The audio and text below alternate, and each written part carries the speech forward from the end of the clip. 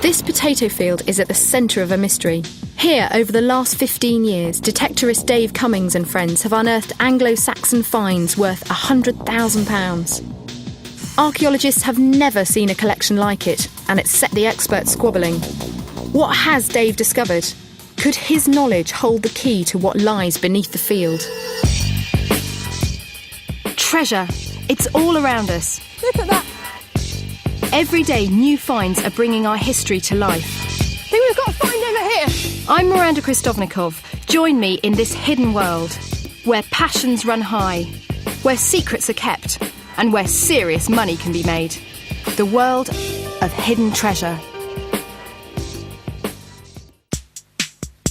I'm on my way to meet Dave Cummings at his local museum, where the most precious finds from the field are on display. With the landowner's permission, we're going to organise a dig to try and uncover the secrets of the field. Hi, Dave. Hi, Miranda. Hi there. Are your finds in here? Yes, they are. Dave is a model detectorist. For 15 years, he's been reporting his finds to local archaeologists. Wow, Dave, are these your finds? They are indeed. I can't believe so much gold. Some beautiful stuff there, isn't there? Beautiful. You've got a ring, I and know. pendant, and gold coins. I know, it's incredible. Loads of really, bits and isn't it? pieces. And is this everything? No, this is only a fraction, actually, of what You've we've got found more than we've altogether. got here. Yes, yes. Dave and his friends have found more than 2,000 Anglo-Saxon artefacts on our mysterious field, mostly from the 6th and 7th centuries. Most are made from bronze and many of them are unfinished. The most spectacular, though, is the gold, including this extraordinary ring. These finds were unearthed before the new Treasure Act came in, so Dave will not receive a reward for his discoveries. But for Dave, money is not the motivation. He wants to know what's going on at his site. Why have they found so many rare gold and silver coins? So what do you think's going on site? I mean, we're going to organise a dig on the site. What would you hope to find? Well, I'm hoping to find evidence of a mint. Right, why do you say that? But the sheer volume of coins that we've come across, and many of them appear to be unfinished. Right, OK. Well, first things first, I think we should take these down to the British Museum and see what they think of them there. I think that's a good idea. So Dave was looking for a mint or other evidence for coin making. I hoped British Museum Anglo-Saxon expert Leslie Webster could give us some other clues about what was happening on site. Leslie, what do you make of all these wonderful objects? Well, I mean, it is an astonishing collection to see so many gold pieces and so many coins. They look very much the kind of personal equipment you'd get buried with people in high-status graves in a cemetery. So what about the other bits and pieces other than the gold? Well, this is really a revelation. I mean, all this material, and this is only a fraction of it, that Dave's picked up since these early gold finds. We've got this interesting group of 6th century material. These are wrist clasps. You'd have worn them on the sleeves of a garment. And what's extremely interesting and what's fascinating me is that what we've now got, that Dave's salvaged so brilliantly, is a huge amount of evidence for metalworking. We've got these slags here, which are sort of byproducts of half-melted stuff. We've got half-completed, unfinished objects here, where they've come out of the mould, but they haven't been left on it. Haven't been filed down. And then we've got all this chopped-up metalwork ready for the melting pot. Right.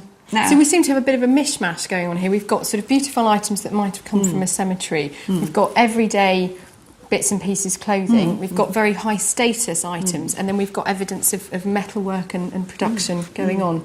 So it seems like there could be quite a number of things going on the site.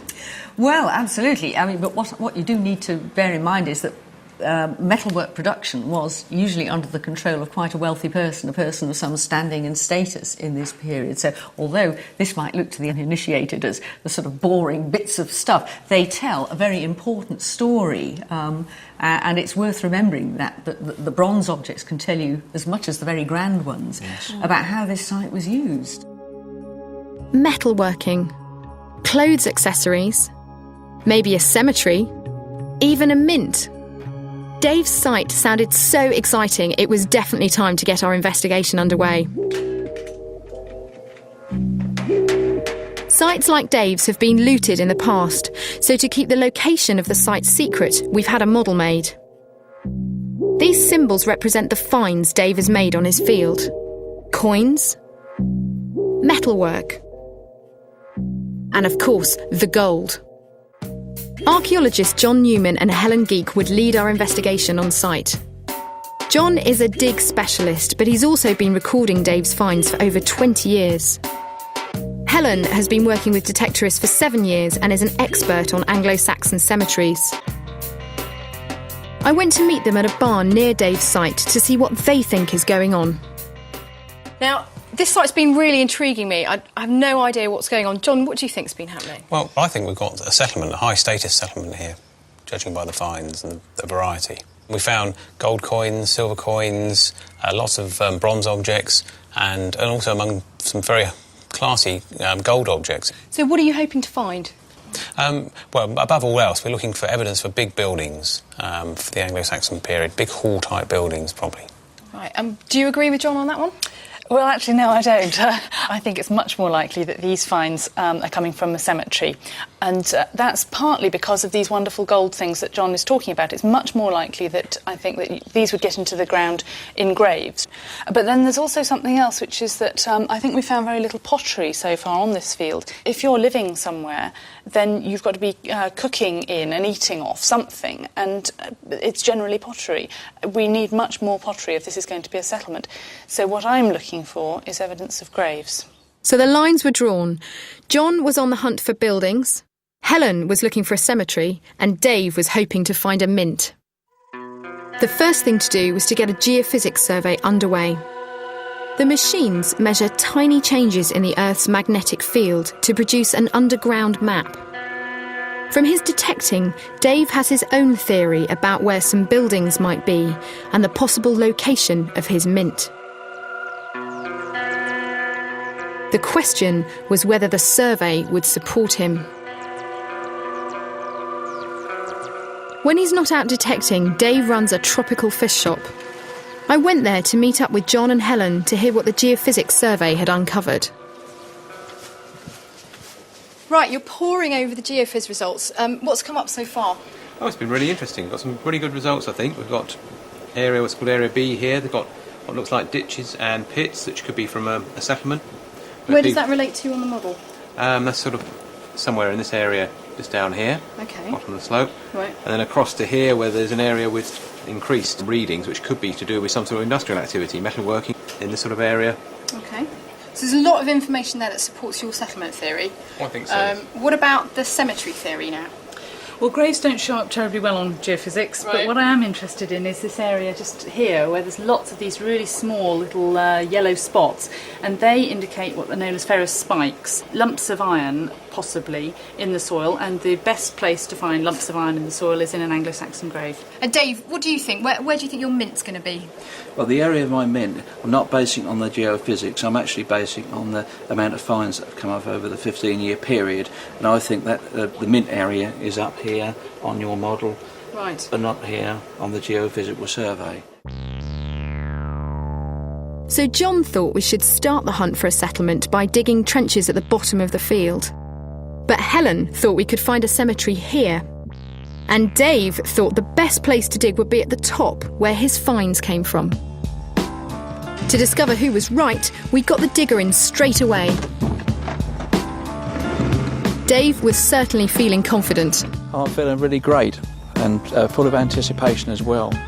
John was in charge of the dig and had ordered the first trench to be put in here, where the geophysics had looked promising. Dave didn't waste any time and got detecting straight away, hoping to find more Anglo-Saxon finds, even treasure. Unfortunately, he found nothing, and John found no evidence for buildings either. In this trench, we've got a lot of bands of chalk and gravel running all the way down. Probably what the geophysical survey showed up is these different geological bands rather than archaeological features. So not a vast amount showing up, but we've got a long way to go. Not a good start.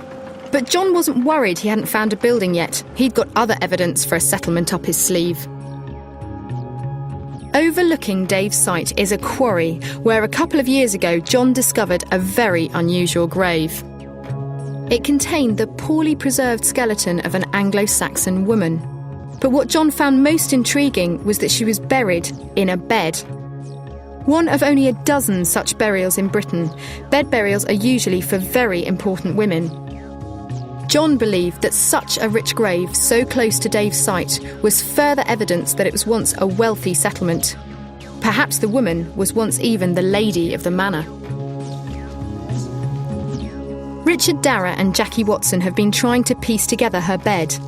The wooden frame has rotted away, and all that remains of it are over 100 pieces of iron. After months of painstaking work, they have finally completed this gigantic jigsaw. Now, Richard, my first question is, how on earth do you know that this is a bed and not a coffin made of iron? Right. There's one very simple thing that tells us it's a bed. It's this thing. It's a headboard stay. And it runs from a sideboard of the bed there up to the headboard at that end. And that stirrup of metal fits onto a plank on edge there. And it runs up to the headboard, which is back at an angle like that. And as an additional thing on this bed, we've got this beautiful double circle of iron. And that's unique to this bed. But it's the headboard stays that tell us they're beds. The bed would have looked like this. 4 planks making a box shape with a mattress on top, and a headboard held up by 2 stays and decorated with circles of iron. Nobody has ever attempted to accurately reconstruct a bed like this. So we've asked Richard to see if he can do it and learn more about Anglo-Saxon workmanship. Richard's first job was to split a huge trunk into more manageable planks. To make his reconstruction authentic, Richard used replicas of Anglo-Saxon tools. After days of work, the bed was finally beginning to take shape. John was convinced that the bed burial put his settlement theory in pole position, but Helen was still hoping to find a cemetery. To find out if she was right, we'd now opened up a 40-metre trench exactly where she'd wanted. So the geophysics said we should dig a trench here. We've dug a trench. Have we got anything? Well, it was always the best candidate for the cemetery, but it was always a little bit hopeful. And in fact, all we've got is one nail, which we think is just a bit of litter from the footpath at the top of the hill. OK, so no evidence for a cemetery at all? No, nothing from the cemetery. Right, so, I mean, is it likely we might find a cemetery in the field, though? Well, we've still got all the rest of the field to look at, and it's a big field, but it's a bit, at the moment, like looking for a needle in a haystack. Things weren't looking good. We'd opened up trenches exactly where John and Helen wanted, but found nothing even vaguely Anglo-Saxon. To make matters worse, it had started to rain. The archaeologists had to stop, but John wanted more trenches, so the digger marched on.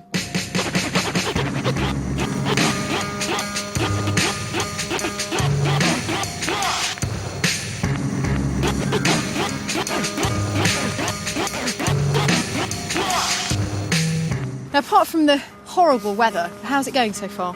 The weather has mucked things up a little bit for us. Have you found anything significant in the trenches yet? A few sparse features. So we're but only digging in the wrong sparse. place, do you reckon? Yes, we really are. We are digging in the wrong place. Marvellous. So where ought we to be digging? Well, we should really be digging between these 2 trenches here. Because this is the main area. Is that where you made your initial finds? Yes, that's where all the finds really come from. Right, and you think that's where the mint might be? Yes, I do indeed. I was concerned we were on a wild goose chase, but Dave was sticking to his guns. He was still convinced we could find a mint. Why else would he have found so many coins, including some very rare gold ones, known as thrimsers? I took Dave to see British Museum coin expert Anna Gannon to see if she agreed that there could be a mint on the site. Anna, what can you tell us about Dave's coins?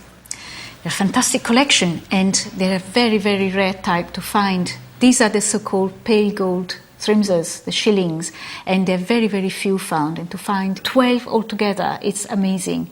So how many of these exist? Well, from the region, that's about it. There are other thrimsers in England, but from the region, this is the largest and most important group. Dave thinks that there might have been a mint on the site. Is that a possibility? Well, it certainly sounds an exciting possibility to find such a concentration of coins, such rare coins, all the same at the site, plus all the other things that we know about, the metalwork and things. And of course, the people who would have made these coins at the time were not professionals. These were first experiments. They were jewelers, basically. So it is quite likely that you might find something there. I wouldn't put my hand on the fire yet and say definitely, definitely, definitely, but certainly something very exciting was going on at your site. Back on site, it looked as though the digger had run wild. Determined to locate his settlement, John had ordered trenches to be put in across the entire field. Well, the weather's been lousy. We seem to have shifted tons of soil. We've dug 5 trenches so far. We haven't found a single thing. Are you feeling optimistic still? I am feeling optimistic, really. Yeah? Yes. And after all, don't forget, my reputation's on the line here. I was going to say, it's because of you that we're digging all these trenches, isn't it? Well, it is, really. I mean, and we're digging them because of all the Anglo-Saxon finds that we've had off the field. Some marvellous finds indeed, over this period of 15 years. So if we don't find anything, it's If we don't find anything, I'm afraid it's egg on my face. Well, I'll remain optimistic if you do.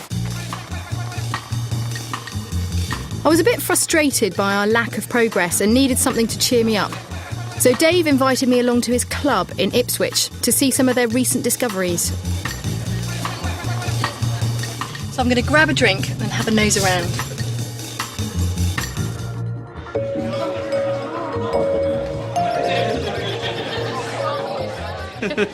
So you're the chairman at the club here? Yes, absolutely, yes. And how Yes. long have you been chairman? Oh, I've been chairman now for umpteen years. They can't get rid of me, you see. No one else will do the job, so I'm stuck with it, really. You've got a really, really wide variety of people at the club. I mean, is anybody allowed to join? Yes, more or less anyone responsible. Right, so no shady characters here No tonight? shady characters apart from myself. Our archaeologists are also regulars at the club. Helen's here tonight on behalf of the Portable Antiquities Scheme. She's identifying finds and recording where they were found to enter into their national database for future study. Some finds may be classed as treasure. So have we got any treasure here tonight?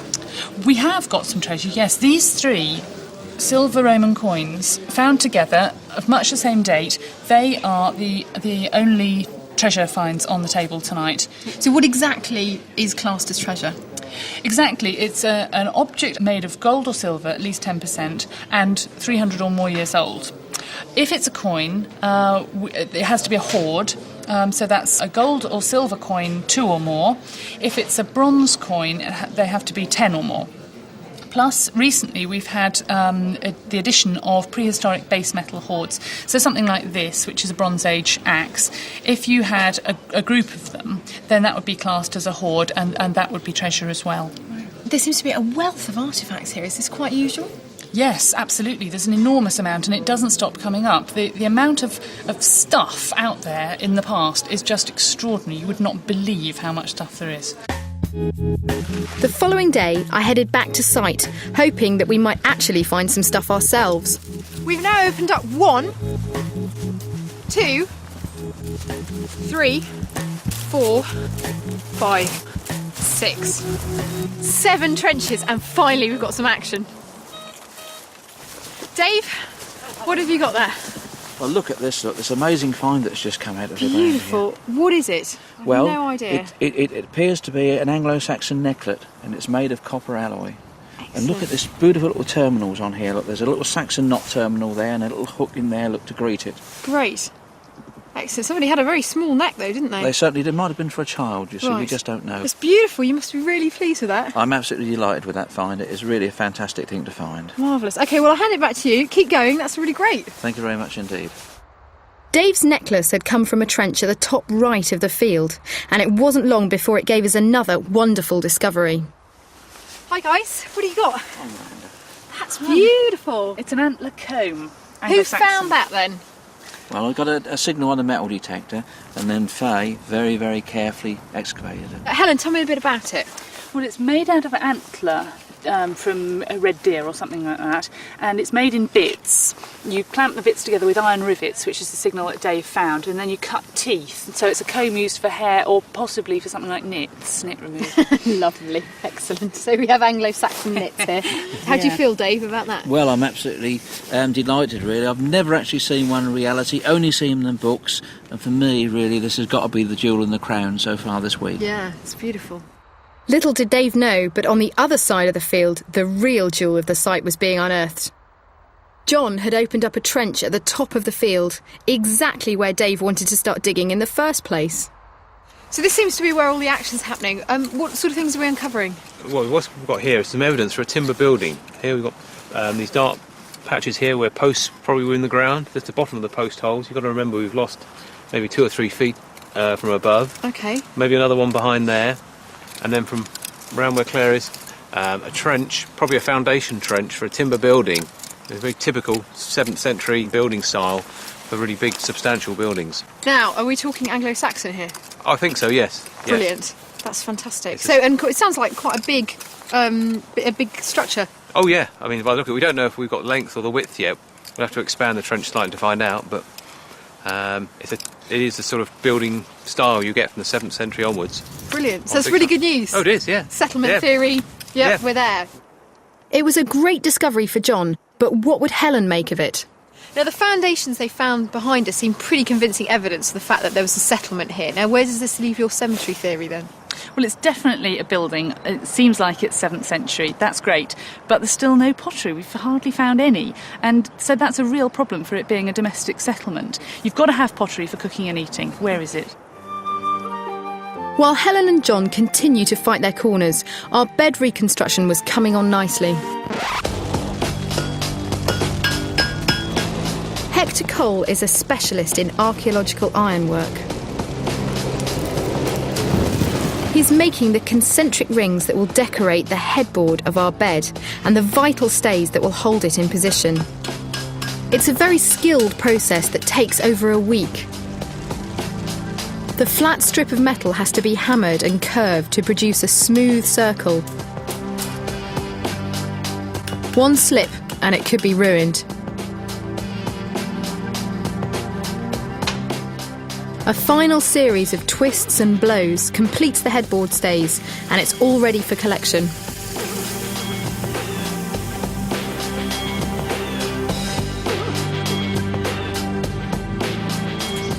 I took the ironwork for the bed up to Richard, who needed a hand with the finishing touches. Richard. Hello. Hello. Yeah. This is looking fantastic. Really good. You've been busy. Yeah. You've got all the metal work. I've got all the metal work, all you ever need. So, where do you want to start? My dad would be really proud of me. The bed moved.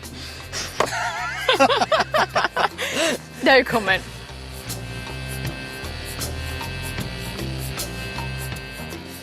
Here we go. Yes. Finishing touches.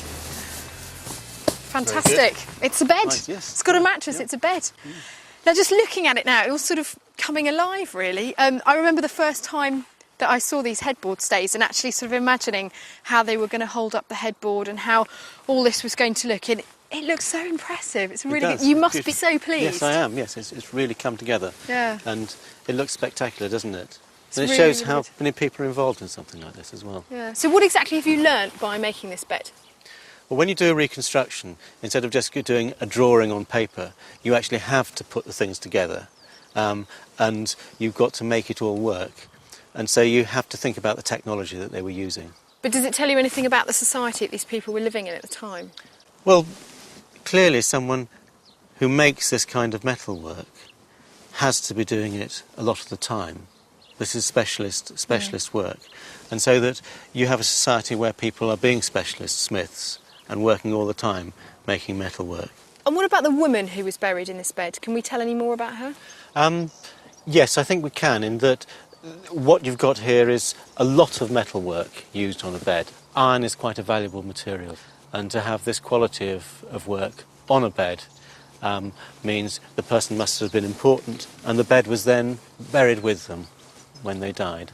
Fantastic. Well, I think you've done an absolutely smashing job on this. I have to say, it's very tempting with a bed sitting here. There's one thing I have to do. I hope you excuse me here, but I got to lie in it. It's actually really comfortable, isn't it? Yeah. God, OK, see you later. It was incredible to think how much Richard had achieved. Working from only fragments of iron, he had worked out what the bed would have looked like and how to piece it all together.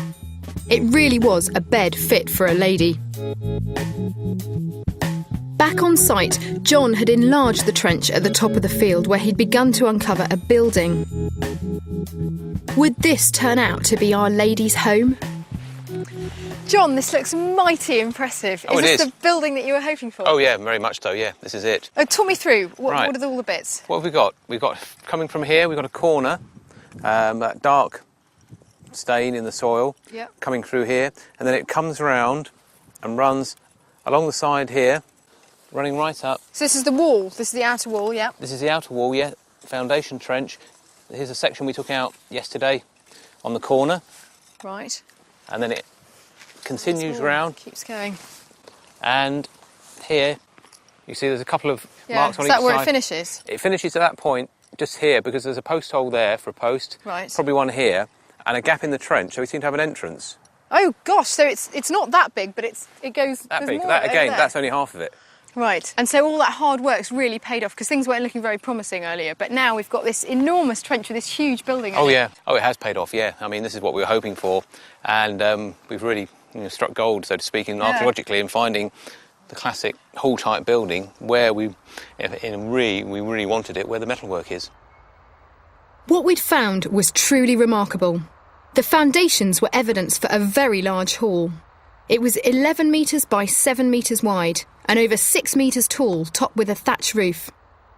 Buildings like this are extremely rare and were almost certainly built for very high-status people, maybe even royalty.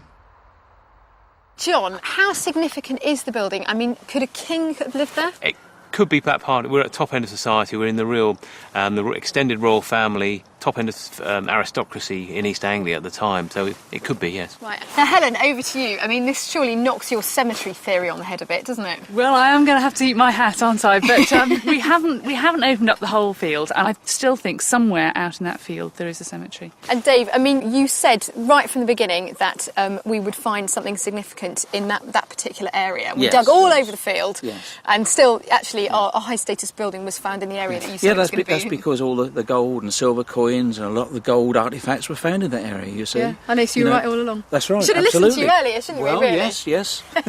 So John had found his building. Helen hadn't found her cemetery, and Dave hadn't found his mint, but he was right about where to dig.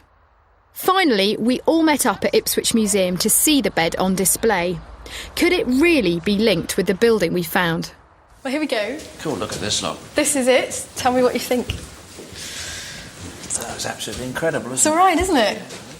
John, do you reckon that the woman and this bed that she was buried on could have once lived in that building? Oh yeah, it's possible. It's quite. I mean, it's a nice story, and it's quite a distinct possibility. Brilliant. It's good news. Do you agree with that? Well, it's a possibility, yes. The bed's the right date for the building, and it's a very high-status object, and that building is certainly high status. And Dave, I mean, you're the reason we're all here in the first place, really. I've got a little surprise for you. Hidden under here. This is a drawing of the building that we found, and that's for you. Thank you very much indeed. Well, thank you. Isn't that wonderful on there? That's wonderful to see it like that. It had been a brilliant investigation.